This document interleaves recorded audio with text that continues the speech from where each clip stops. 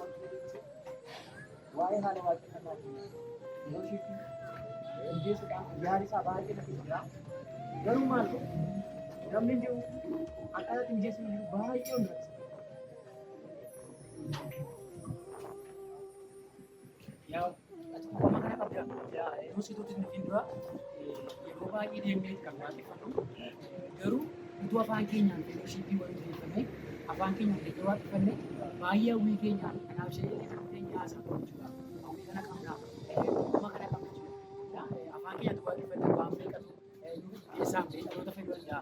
Dhaloonni baay'ee illee gara afaan kanaa dhufuu danda'u. Nus kan yaadaa turre maaliif akkasii maaliif turtii naannoo gibbii kanaa jiru gaafannee feeloshiippii afaan Oromootiin wanti maaliif hin jireessu? Ani yaada kun yeroo ganamaa asuma kana. Wanti ganamaan galgala lakkisee dura na dhowwate na balleessaa isa kana. Amma kana jiraannee fellowshiipii hundeessu jechuun baay'ee nu waarressa. Kanaaf mee akka waaqayyo nu gargaaruudhaaf wanta kana mijeessuudhaaf mee waliin mari'annee waliin doonii keenyatti illee waaqayyo haa kadhannu. Akkuma irraa kaanii namoota akkasii baay'ee si waliin wal baruu kun baay'ee.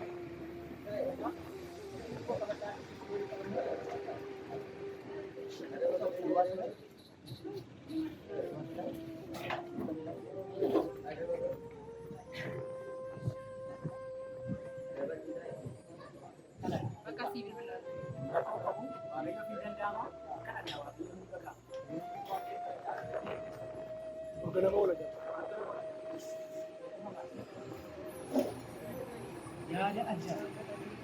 Angaruu waaqayyo akkamittiin garaa keenya sirriitti argina. Turtiin haasaa jirru nuti kuusaa. Ammuma irraa kaanee wanta kanatti gaariidha. Waaqayyo wal barbaada.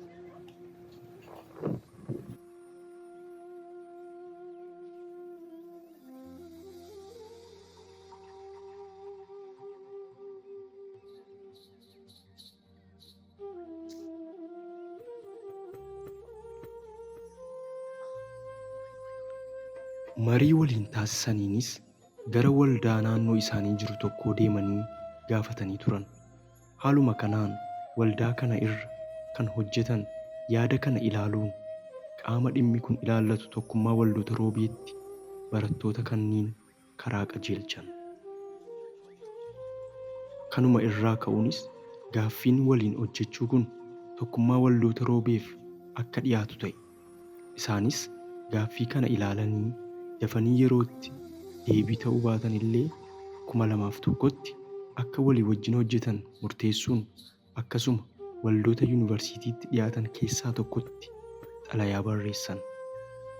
Waldaan xalayaan barraa'eef kunis durumayyuu fedha isaanii waan tureef ijoollee kana simachuuf gara booddeetti hin deebine turan. Garuu yeroo murtaa'eef ture waliigalteen isaanii.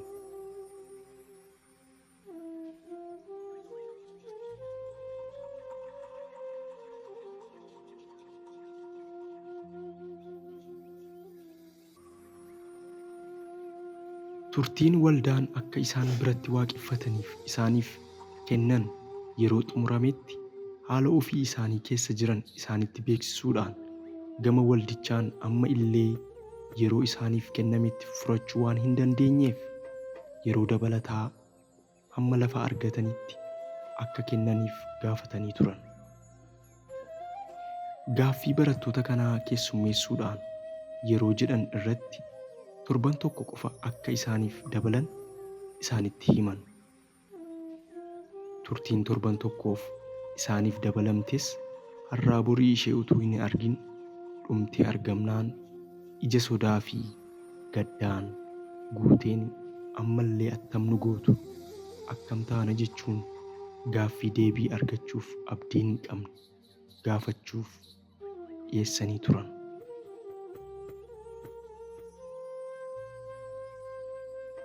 Muddee 11 2006 waaqeffannaan kana booda achitti akka hin danda'amne itti himuudhaan ofirraa geggeessan. Waaqeffannaan isaanii guyyaa tokkollee akka gargar hin cinneef murteessanii turan. Barattoonnis murtii isaanii kun garagala akka hin qabne yeroo hubatanitti borii jedhanii ammas waldaa kan biraa barbaadutti ka'an.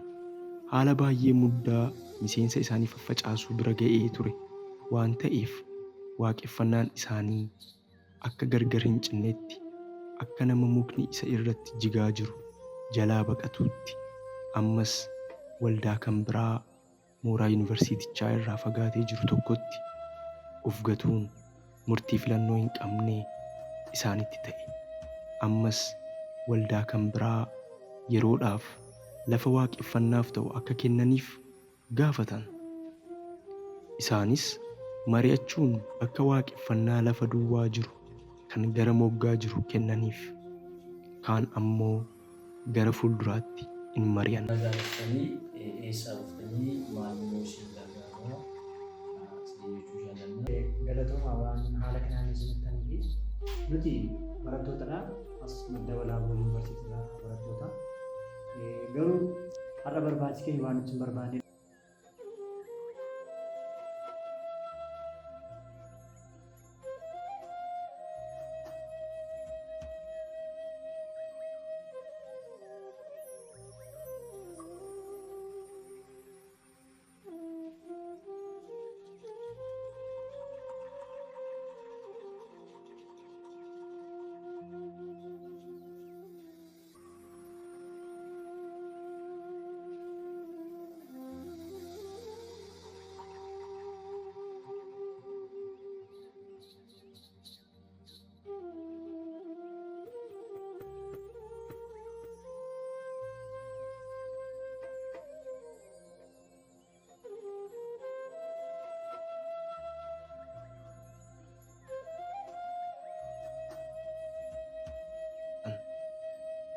Isaanis mari'achuun bakka waaqeffannaa lafa duwwaa jiru kan gara moggaa jiru kennaniif.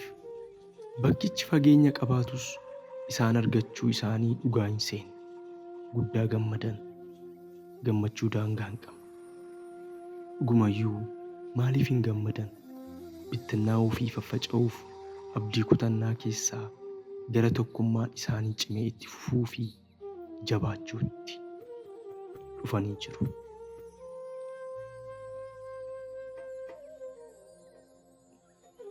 Egaa kamisa muddee 10/2006 guyyaa itti imala haaraa bakka kennameefitti waaqeffannaa isaanii eegalanii hamma lafa dhuunfaa isaanii argatanitti bakka waaqeffannaa isaaniif kennametti barattootni tokkummaadhaan sa'aatii 11:30 irratti bakka waldaa dura turan irraa gara bakka haaraa argatanitti deemuudhaan tokko jedhanii waaqeffannaa isaanii achitti jalqaban.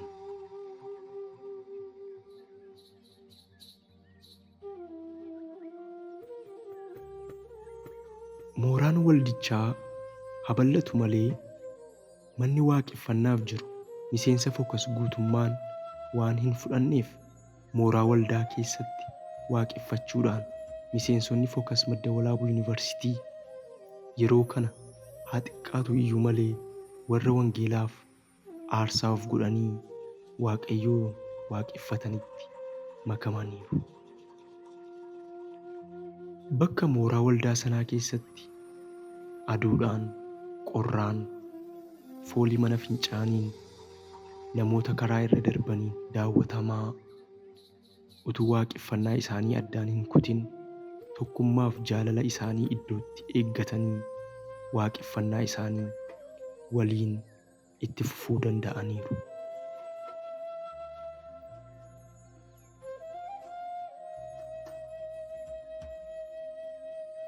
Garuu guyyaa tokko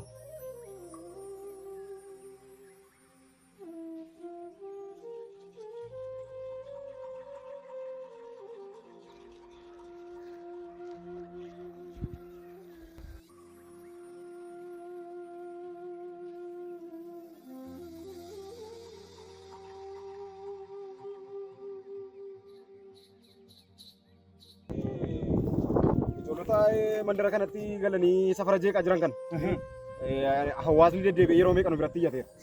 Kanaaf tarkaanfii seera irratti fudhatamuu qaba waan isaan godhan dhaqnee gaafanneenii seeraaf hin abboomaman yoo ta'e adda baasnee tarkaanfii seeraa fudhatamuu qabu guutummaatti irratti fudhachuu qabna. Kanaaf tarkaanfadhaa. Fuulduratti jechuudha. Akkasuma. Dhaabi dhaabi maal hojjetti? Maal hojjetaa jirta? Maal hojjetaa jirta? Waaqayyooni mandarii waa'ee keessaniif dabbashamuu qaba. Hawaasni waa'ee keessaniif jeeqamuu qaba. Maaliif jeequ? Nagaa baasa waliin qaba. Mandarii tola jeeqamuu qaba. Boora'uu qaba mandarii keenya. Gai gai.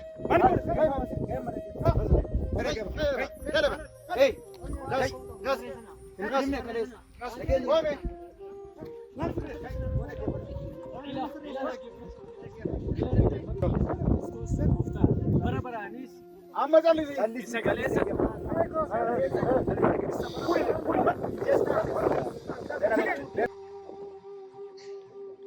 Ammas haalli kun isaan hin daangessine. Hello. Akkam nagaadha miti? Jira galata Waaqayyoo. Ka waan kalee sarara deebinee mareechuu qabna. Naannichuma jira dafaa kottaati. Sila dabalee hin ture. Haa ta'u beekaash. Tole.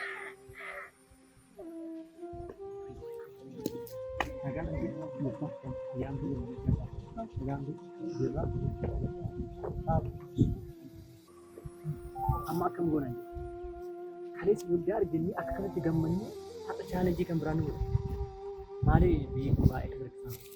Beekna akkasitti maal jechuudha akkam goonu bakka wanti kun sammuu keenya garraa baay'ee dhiibbaa guddaa uumaa waan jiruuf isti ammas deemnee falaasaa yoo gaafanne gaariidha.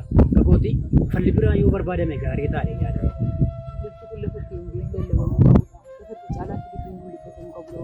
Ammallee deemnee jirti biraa yoo gaafanne gaariidha jedhee yaada. Yeroo gubuun gaariidha. Waa hundumaa keessaayyuu yeroo keenya balleessuu hin qabu. Wangeela Yesuusii waaqeffachuu keenyas addaan kutuu hin qabu. Amma du'aatti isaanan itti deemuudhaa qabu. Kanaaf ammas deemnee waaqeffannaa yoo nu ari'anis qaama seeraa yoo ta'es akkaataa danda'amu waan jiru hundumaa dhiyeessinee beekaa akkuma ta'e ta'uu qabu. Garuu yeroo hundumaayyuu adeemsa keenya addaan kutuu. Kanatti waaqeffannaa. Egaa ammas bakka irraa ari'atamanitti deebi'anii waaqeffachuu waan hin dandeenyeef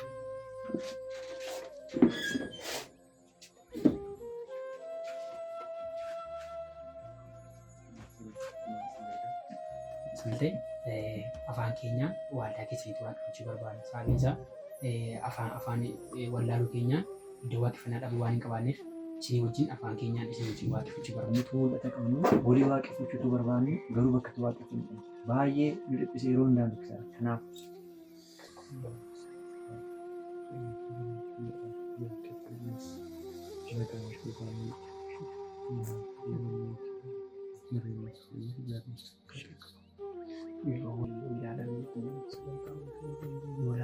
kanaaf immoo waan tokko kan rakkoo hin qabu isheen sagantaa iddoo tokko otoo hin taane hunduma isaanii qabatanii sagantaa waaqeffannaa isaanii idilees itti fufan.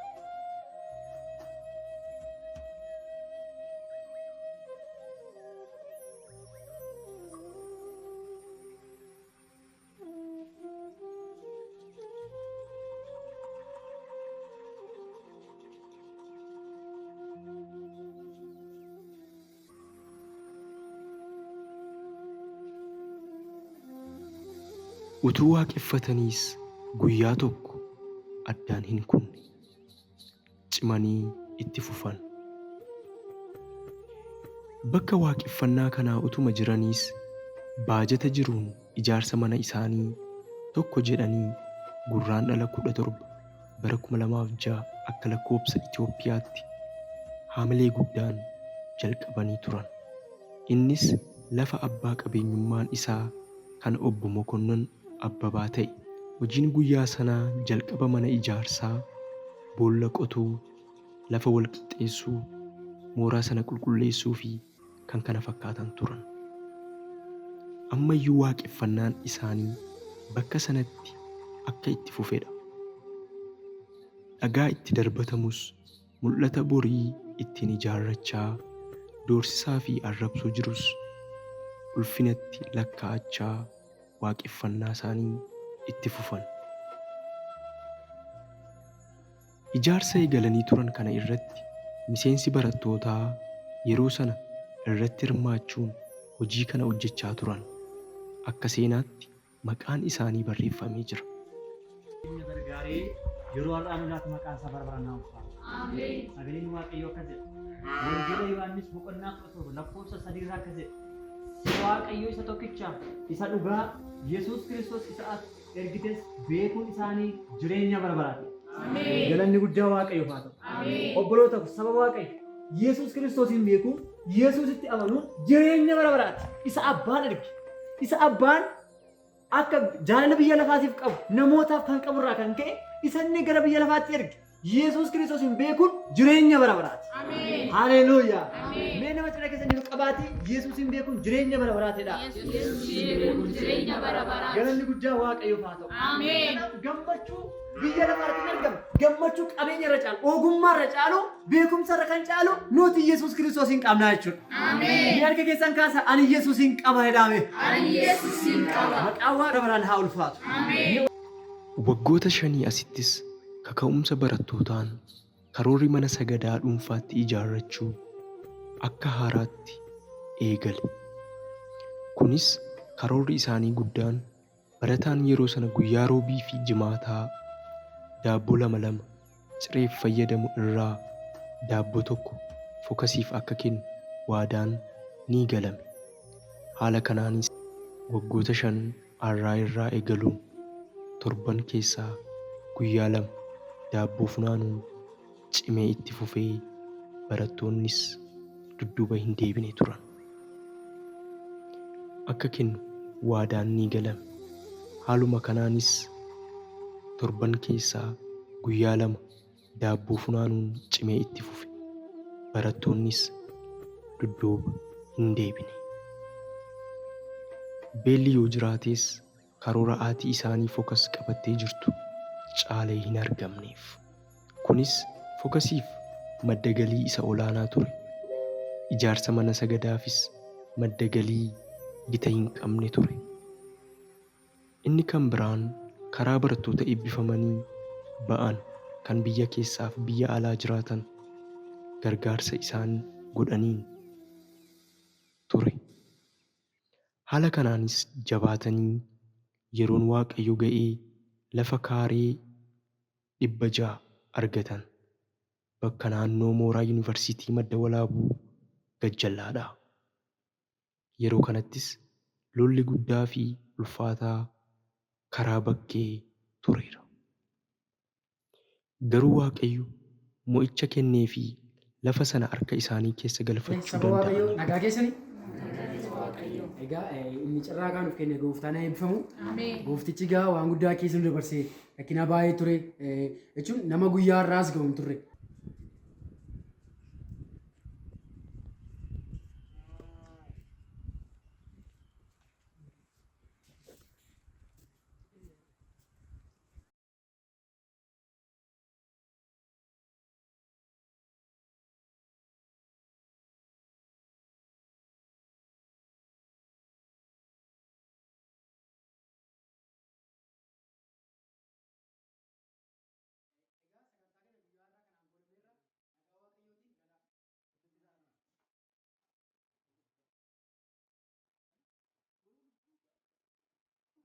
Haa ta'u malee ijaarsi mana kanaa akka eegalametti itti fufuu hin dandeenye. Sababni isaas uummanni naannoo sanaa akkas jechuun waan iyyataniif. Ijoolleen kun naannoo isin mana jireenyaatiif nuuf kennitanitti mana waaqeffannaa ijaaranii nu jeequuf waan jedhaniif kanaaf isin furmaata ittiin gootan taanaan ofiitti dabarra jechuudhaan isaan iyyatan.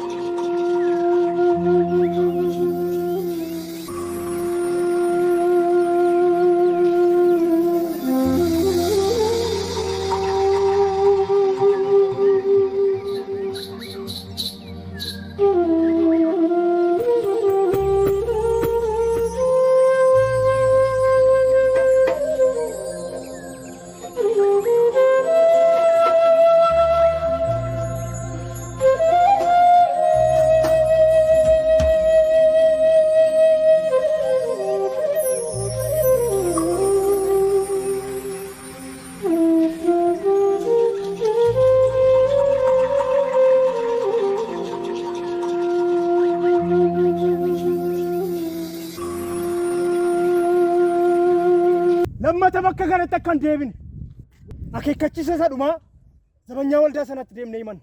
Dhimma yeroo hundumaan duraa caraantuuf hin qabu. Dhagaa itti darbatamus mul'ata borii ittiin ijaarrachaa doorsisaa fi arrabsoo jirus ulfinatti lakkaa'achaa waaqeffannaa isaanii itti fufan.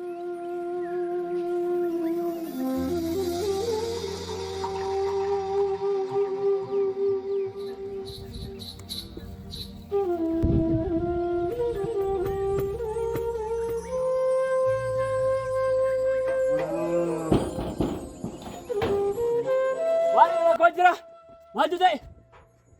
Ijoollee as lammata yoo lafa kana hojjetan siif wayyoo. Warra asitti tajaajila argamu. Maaliif? Dhaggeeffadhu. Marsaa lammaffaa dhufanii mana kana keessa hin seenu taanaan atis wajjin lubbuu kee dabarsina. Maal jechuudha? Kun akeekkachiisa keenya isa dhumaadha. Lafarraa si gaasa seenunnaan. Baroota kana hundumaa keessattis haga har'aatti bakki waaqeffannaa Focus Yuunivarsiitii Madda Walaabuu waldaa Beetel Makaana Yesuus iddoo har'a jiru kanadha. Egaa Focus lafa mataa isaa argatus ijaarsa eegaluuf yeroo dheeraa fudhatee ture. Sababni isaas baajata ga'aa waan hin qabaatin tureef. Kanaan wal qabachuun Waaqayyo haala mijeessuun rakkoof danqaa hundumaa dabarsee bara 2015 konferensiin guddaan kabaja hundeeffama Focus Yuunivarsiitii Madda Walaabuu waggaa 15ffaa sababeeffachuun keessummoonni garaagaraa fi barattoonni mooraa Yuunivarsiitii Madda Walaabuu bahan kan hojiin iddoo gurguddaa jiran irratti hirmaachuun qarshiin walitti qabamee ture. Qarshiin kunis gama waaqeffannaa ijaaruuf gahaadha jedhamee itti amanamuu baatuyyuu garuu abdii fi amantii guutuun tokko jedhanii ijaarsa isaa akka haaraatti eegalan. Dhiira yookaan shamarran isa humna qabu yookaan isa humna hin qabne utuu hin jedhin hojii humnaa isaaf barattoonni of kennanii hojjechaa turan. Adeemsa kanaan amma irratti haala bareedaa irra ga'eera. Garuu amma iyyuu xumura itti gochuuf wantoonni hafan baay'eedha. Egaa ifa xiqqoo dukkana hammaataa sana keessa turte sana yaadadhaa. Har'a ittuu ifa ishee dabaltee dukkana hammaataa sana iddoodhaa balleessitee dukkanicha ifa isheetiin dhaaltee jirti. Haati keenya Focus Yuunivarsiitii Madda Walaabuu. Isin ifa biyya lafaati. Akkuma dubbiin sagalee Waaqayyoo jedhu. Kanaaf Waaqayyo isa waldaa kana nuuf kenne kana galateeffachaa ga'ee nurra jiru haba'annuun yaadachiisa dookumantarii kanaati. Waliin taanee Focus Yuunivarsiitii Madda Walaabuu gatiitti kaffalamee as ga'e kana nutis waan nu barbaachisu itti kaffallee galmaaf kaayyoo yaadameef haa geenyu. Akkasumas waldaa Beetel Roobee ishee akka haadhaatti nu baachaa fi nu deeggaraa jirtu Waaqayyoo isin haa eebbisu. Dagaagaa bal'adhaa mul'ata dhaloota barbaadu ammayyuu Waaqayyo isiniif haa kennu jechaa yeroo ammaa kanas haala gaariidhaan tokkummaa fi jaalalaan waliin waaqeffachaa jirra. Galatoomaa.